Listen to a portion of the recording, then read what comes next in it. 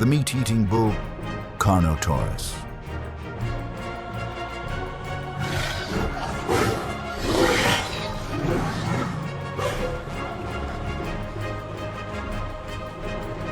Introduction. Meet the Newbie. We all grew up with the same dinosaurs.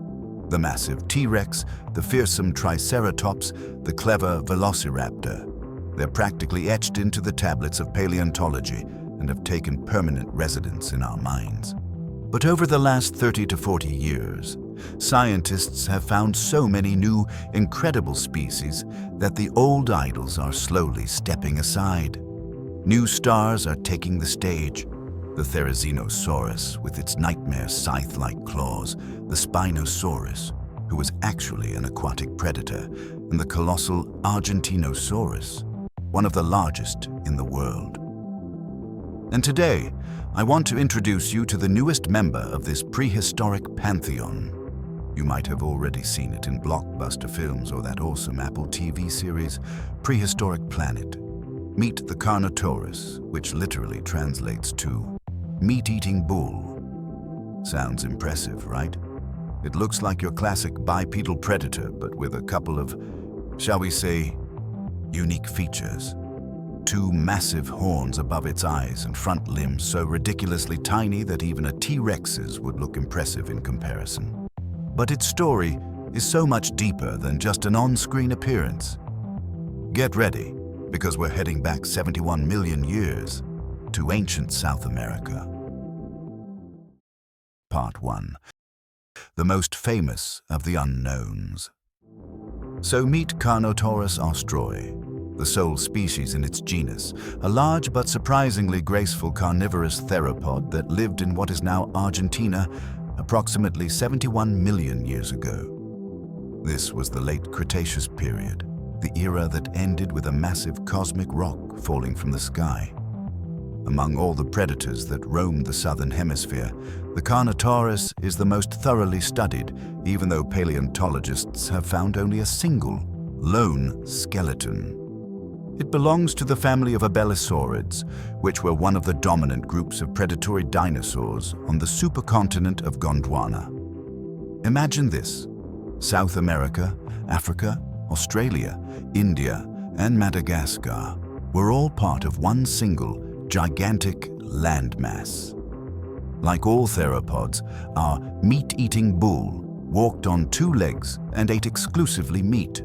The found skeleton belongs to an individual about 8 meters long, which puts it in the same league as the largest Abelisaurids.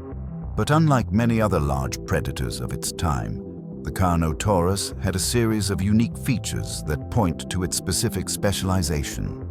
The most striking of these are, of course, the two horns above its eyes and those comically tiny front legs. Part 2. Amazing anatomy. The first thing you notice when you look at a reconstruction of a living Carnotaurus is its unusual head. The skull, which was about 60 centimeters long, was short but very deep and wide, giving its entire snout a blunt, powerful appearance that set it apart from the elongated heads of other predators. And of course, the horns. Two bony protrusions about 15 centimeters long stuck out above its eye sockets, thick and sharp like a young bull's. Scientists believe these bones were just the base, and they may have been covered in an even more impressive layer of keratin, like modern bulls' horns. They were likely a tool of intimidation, used in contests between males for territory or mating rights. Its powerful neck and strong vertebrae show that Carnotaurus was well suited for these clashes. However, their main function was probably not for attacking prey, but for ritualistic battles with rivals.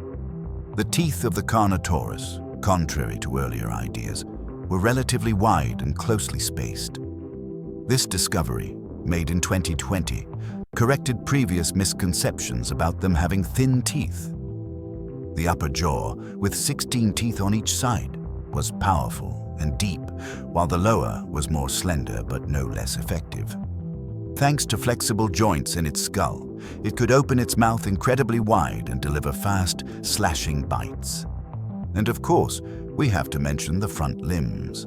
They were the smallest of any known carnivorous dinosaur, almost laughably small even compared to a T-Rex's arms.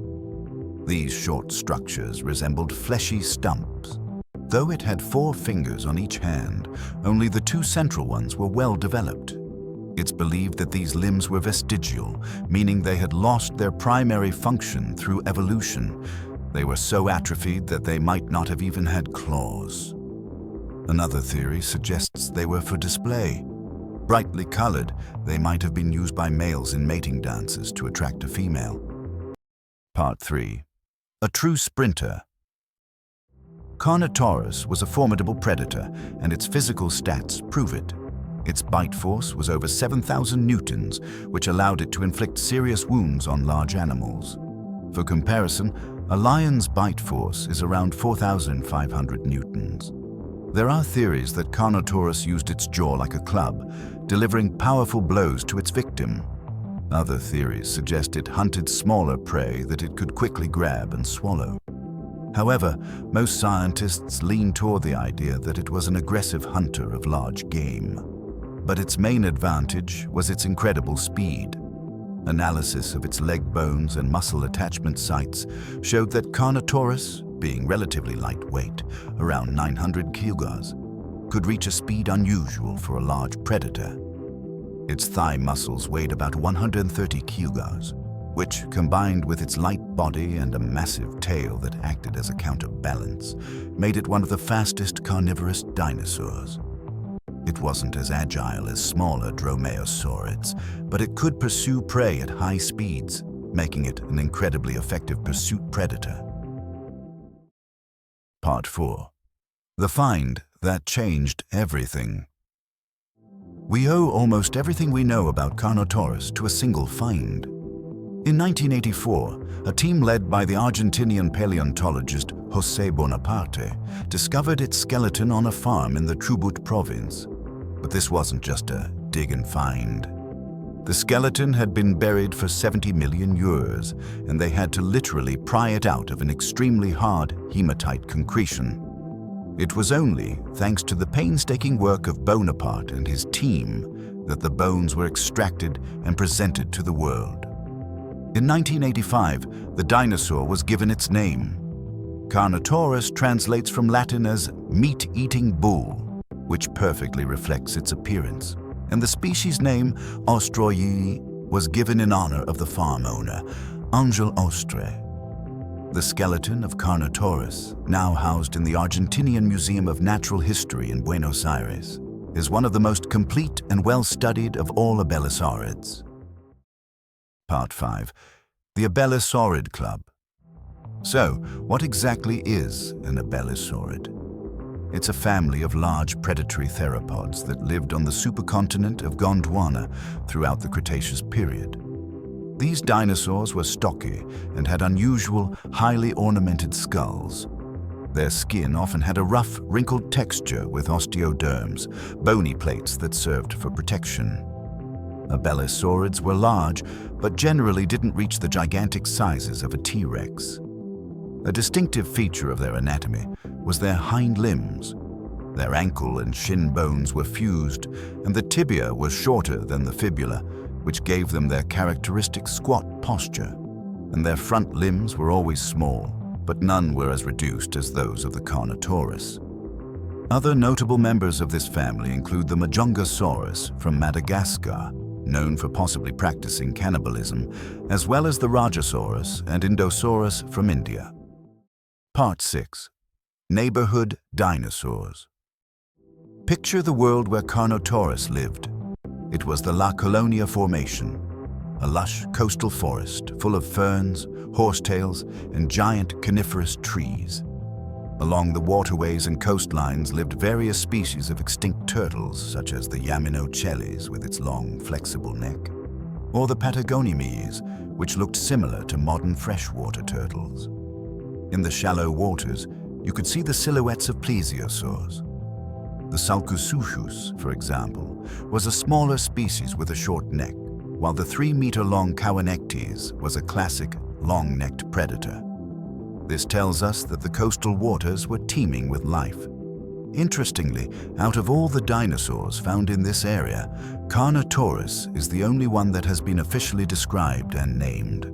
While fragments of other Abelisaurids, Titanosaurs, and Hadrosaurids have been found in the same layers, they have yet to be given names. But don't think that life in the shadows of giants was boring.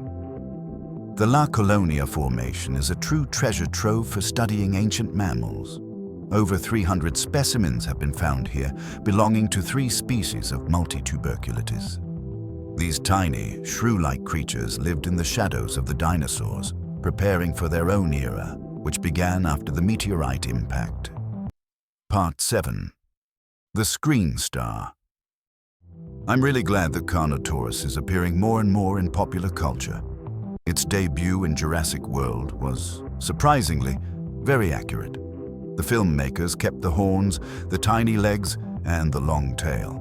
The only thing that differs is its build. The movie version is more massive than the real animal likely was. But its true triumph was its appearance in the 2022 documentary series Prehistoric Planet, narrated by the legendary David Attenborough. In one episode, we see a male Carnotaurus building a nest and performing a mating dance for a female. He raises his tail, alternately stomps his feet, and waves his tiny, bright blue hands. This is, of course, a scientific hypothesis based on the behavior of modern animals, but it looks so plausible that the scene became one of the most memorable in the entire series. Conclusion. Farewell to the bull. So we've explored the life, discovery, and evolution of Carnotaurus, one of the most amazing and specialized dinosaurs that ever existed. It's a great example that big carnivorous theropods weren't all the same, and it's great that new, more unusual species are finally starting to replace the old idols in popular culture. Because no matter how incredible icons like the T-Rex are, the world of prehistoric predators is full of wonders that are yet to be discovered.